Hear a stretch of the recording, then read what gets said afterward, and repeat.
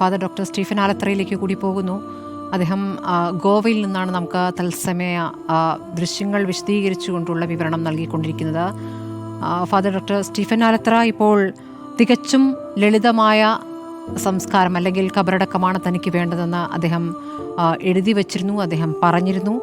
അതിൻ്റെ അടിസ്ഥാനത്തിൽ മരശവപ്പെട്ടിയിലാണ് അദ്ദേഹത്തിൻ്റെ ഭൗതികദേഹം സംസ്കരിക്കുന്നത്. ഈ സംസ്കാര കുർബാനയ്ക്ക് ശേഷം വിലാപയാത്രയായി മൃതദേഹം റോമിലെ സെയിൻറ്റ് മേരി മേജർ ബസലിക്കയിലെത്തും. താങ്കൾ നേരത്തെ ഇവിടുത്തെ പള്ളിയുടെ ചരിത്രത്തെക്കുറിച്ചൊക്കെ പറയുന്ന പോലെ ഈ സെയിൻറ്റ് മേരി മേജർ ബസലിക്കയുടെ പ്രത്യേകതകൾ കൂടി പ്രേക്ഷകർക്ക് അറിയാൻ താല്പര്യമുണ്ടാകും.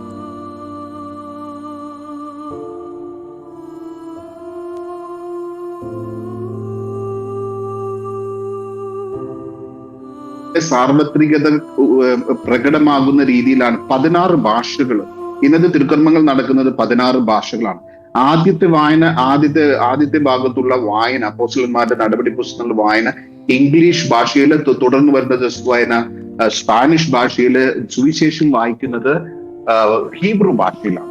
പിന്നീട് വരുന്ന കുർബാനയെല്ലാം തന്നെ ലത്തീൻ ഭാഷയിലും ഇറ്റാലിയൻ ഭാഷയിലുമായിട്ട് നടത്തപ്പെടുന്നു.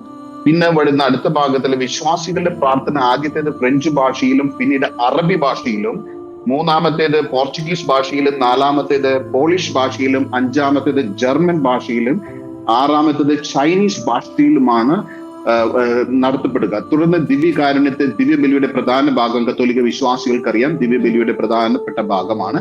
അതേ തുടർന്ന് ദിവ്യകാരുണ്യ സ്വീകരണ കർമ്മം നടത്തും.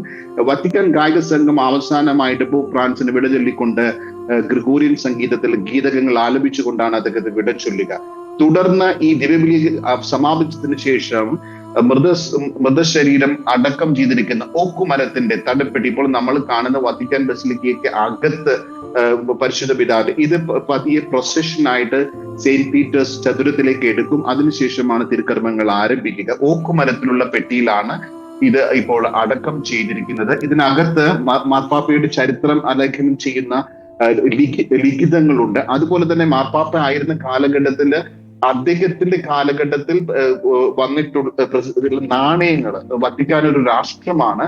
ആ കാലഘട്ടത്തിൽ പ്രത്യേക നാണയങ്ങളൊക്കെ ഉണ്ട്. ആ നാണയങ്ങളെല്ലാം ഒരു കിഴിയിലാക്കിയിട്ടും ഈ കോപ്പിനകത്ത്, ഈ സംസ്കാര പെട്ടിക്കകത്ത് സൂക്ഷിച്ചിട്ടുണ്ട്.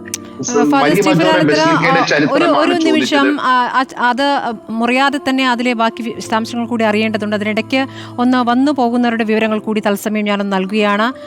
ഡൊണാൾഡ് ട്രംപ്, അമേരിക്കൻ പ്രസിഡന്റ്, അദ്ദേഹത്തിൻ്റെ ഭാര്യയ്ക്കൊപ്പം എത്തി ഫ്രാൻസിസ് മാർപ്പാപ്പയ്ക്ക് ആദരം അർപ്പിച്ചിരിക്കുന്നു. ഇപ്പോൾ തന്നെ ഈ കുർബാന തുടങ്ങുമെന്നുള്ള അനൗൺസ്മെന്റ് വന്നു കഴിഞ്ഞിരിക്കുന്നു. പള്ളികളിൽ മണികൾ മുഴങ്ങുകയാണ്. Prince William അകത്തെത്തിയിട്ടുണ്ട്. അവിടെ എത്തി ആദരം അർപ്പിച്ചു കഴിഞ്ഞിരിക്കുന്നു. ചാൾസിൻ്റെ പകരമായിട്ടാണ് അദ്ദേഹം എത്തിയിരിക്കുന്നത്. പിതാവിന് വേണ്ടിയിട്ടാണ് അദ്ദേഹം എത്തിയിരിക്കുന്നത്. പിതാവിന് വേണ്ടി അദ്ദേഹം പ്രാർത്ഥന അർപ്പിക്കാനായി എത്തിയിരിക്കുന്നു. പ്രിൻസ് വില്യം ചടങ്ങിൽ എത്തിയിരിക്കുന്നു. അതിൻ്റെ ദൃശ്യങ്ങൾ കൂടി ഈ ഘട്ടത്തിൽ കാണാം.